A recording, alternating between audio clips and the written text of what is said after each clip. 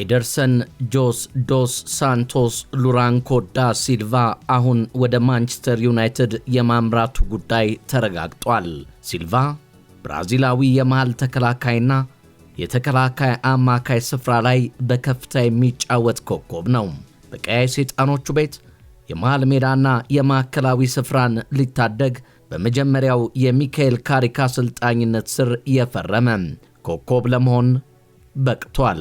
ታታሪነቱ ወደር የለሽ፣ በታክል አወራረዱ የሚታወቅ፣ ከራሱ የግብ ክልል እስከ ተቃራኒ የግብ ክልል ተጫዋቹን እንደሚሉት ነጮቹ እንደሚሉት ቦክስ ቱ ቦክስ ሃይብሪድ እያሉ ይጠሩታል። ተጫዋቹም በሴሪኤ ኤ የአትላንታ ንብረት በመሆን የሴሪያና የብራዚል ብሔራዊ ቡድን ኮከብ መሆን ችሏል። ኤንደርሰን ከአትላንታ ወደ ቀያዮቹ ቤት የኮበለለው በ35 ሚሊዮን ዩሮ ሲሆን በስምምነቱም ማንቸስተር ዩናይትድ እስከ 40 ሚሊዮን አጠቃላይ ክፍያዎችን እንደሚከፍል ተነግሯል። ነገር ግን የሚያስቀምጠው ውል ለ4 ዓመት እንደሚያቆየው የቢቢሲ ዘገባ ሲያረጋግጥ ለ12 ወራት ውሉን ማራዘም እንደሚችልም በስምምነቱ ተረጋግጧል።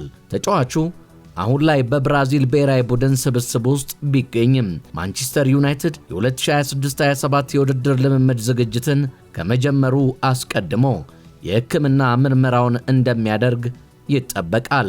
በዚህም የተነሳ የመጀመሪያው የሚካኤል ካሪክ አሰልጣኝነት ዘመን የፈረመ የመጀመሪያው የቀያዮቹ ሰይጣኖች ንብረት ሲሆን በስምምነቱም ከ3.9 እስከ 4.5 ሚሊዮን ዩሮ ተጨማሪ ክፍያን እንደሚያገኝ ተነግሯል።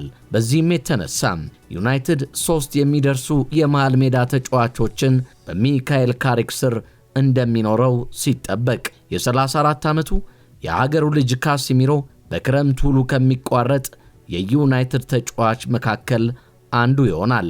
ይሁንና ኤንደርሰን ከብራዚል ብሔራዊ ቡድን 55 ተጫዋቾች መካከል ቢመረጥም በካርሎ አንቸሎቲ የመጨረሻ ምርጫ ውስጥ ግን ሳያካትቱት ከቀሩ ተጫዋቾች መካከል አንዱ ነው።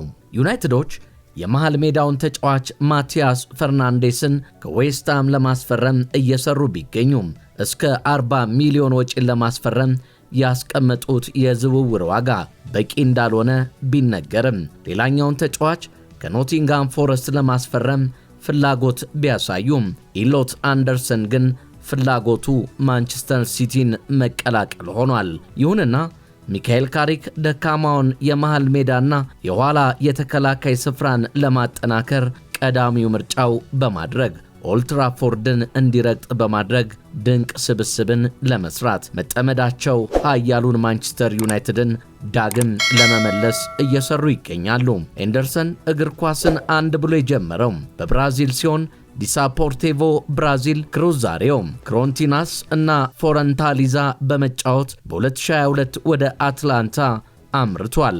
ለአትላንታ 150 የሚደርሱ ጨዋታዎች ላይ በከፍታ መጫወት ሲችል የ2023-24 የአውሮፓ ሊጉን ዋንጫ ከአትላንታ ጋር ሲያሳካ ለብራዚል ብሔራዊ ቡድን ደግሞ ከ20 ዓመቱ ጀምሮ መጫወት ችሏል። ኤንደርሰን በአይምሮ የበሰለ የተከላካይ አማካይ ስፍራ ላይ እንደ መሰለፉ አንድም ጥፋትን በሴሪኤ ኤ፣ በዩኤፋ ቻምፒየንስ ሊጉ፣ በሱፐር ካፕ ኢታሊያኖ፣ በዩኤፋ ሱፐር ካፕ፣ በአውሮፓ ሊጉ አለመመልከቱ ምን ያህል ወሳኝ መሆኑን ለዩናይትድ ቤት ያረጋግጣል። ተጫዋቹ በዚህ ልክ የሚጫወትም ኮከብ ነው። ድሪብል በማድረግ ከ10-7፣ በቴክኒክ ክህሎቱ ከ10-7፣ ኳስን በመጨረስ 6-10፣ ረጅም ሹት በማድረግ ከ10-7፣ ኳስን በአግባቡ በማድረስ ከ10-2 ብቻ የሚባክንበት፣ ታክል በመግባት ኳስ በማስጣል ከ10ሩ 8ቱን የሚያሳካ፣ ማርክ በማድረግ የተዋጣለት፣ በማቀበል ረገድ ከ10ሩ 5ቱን የሚያሳካ መሆኑ በክለቦች የሚመረጥ ሆኗል። ተጫዋቹ እግር ኳስን በእግሩ ብቻ የተረዳ አይደለም ይሉለታል ስለሱ ብቃት የሚናገሩም። በሜዳ ላይ ከቡድኑ ጋር ጫና ውስጥ ሆኖ እንዴት ጨዋታን መቀልበስ እንደሚችል ጠንቅቆ የሚረዳ ሲሉት፣ በማጥቃቱ ረገድ ቡድኑን በከፍተኛ ደረጃ የማገዝ አቅምን የተካነ መሆኑ፣ ቅጣት ምቶችን በቀላሉ የሚያስቆጥር አቅም ያለው ኳስን እንዴት መንጠቅ ብቻ ሳይሆን ብራዚላዊነቱን የሚያስመሰክር የኳስ ክህሎት እንዳለው ባደረጋቸው ጨዋታዎች ላይ ማሳየት የሚችል ባለ ክህሎት ብቻ ሳይሆን ከሀገሩ ልጅ ጋር ኩኛና ብሩኖ ፈርናንዴዝ ጋር ብሩኖ ቀያይ ሰይጣኖቹን የማይለቅ ከሆነ የማንቸስተርን ኃያልነት የሚመልሱ እንደሚሆኑ ካሁኑ ግምቶች እየጎረፉላቸው ይገኛል። ታዲያ እርሶ ኤንደርሰን ጆስ ሳንቶስ ሉራንኮ ዳ ሲልቫ በቀያይ ሰይጣኖቹ ቤት የሚሳካለት ይሆን? እውን የካሲሚሮን ያክል ብቃት ወይስ ከዚያ በተሻለ ያሳየን ይሆን? ሐሳቦን በኮመንት ላይ ጻፉልን። የተወደዳችሁ የቻናላችን ቤተሰቦች ብሩኖ ፈርናንዴዝ የሚለቅ ከሆነ ይህ ተጫዋች ከፍ ያለ ሚናን እንደሚኖረው በመሃል ሜዳው ካሁኑ እየተነገረለት ይገኛል። ተጫዋቹ አስገራሚ እይታን ከአንድ ለአንድ ተጫዋቾችን እንዴት አድርጎ እንደሚያልፍ ጠንቅቆ የሚያውቅ ድንቅ ኮከብ መሆኑንም በተጫወተባቸው ጨዋታዎች በሙሉ ያስመሰከረም ነው እያሉለት ይገኛሉ። በሚካኤል ካሪክ ስር እምነት ተጥሎበት ኦልድ ትራፎርድ የደረሰው ሲልቫ አሁን በቀያይ ሰይጣኖቹ ቤት ማሊያ ለመድመቅ ዝግጅቱን አንድ ብሎ ሊጀምር ቀናቶችን እየተጠባበቀ ይገኛል።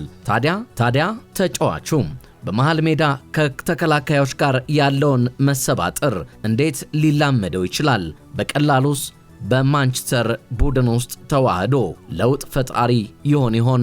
ሐሳቦን ይጻፉልን። በኮመንት ላይ ያሉትን ሁሉ ያጋሩን። ላይክ፣ ሼር፣ ኮመንት፣ ሰብስክራይብ እና የደወል ምልክቷን እየነኩ አብሮነቶን ስለሚገልጹልን ለዛሬ ያዘጋጀንላችሁ ፕሮግራም ይህንን ሲመስል ከኛ ጋር ስለሆናችሁ ለሌሎችም እንዲደርስ ሼር እና የደወል ምልክቷን መንካቷን እንዳይዘነጉም። ታዲያ በሌላ ዝግጅት እስክንገናኝ ድረስ በያላችሁበት ሰላምና አንድነት ቸርነትና ፍቅር ከናንተ እንዳይርቅ በመመኘት የዛሬን በዚሁ ቋጨውኝ።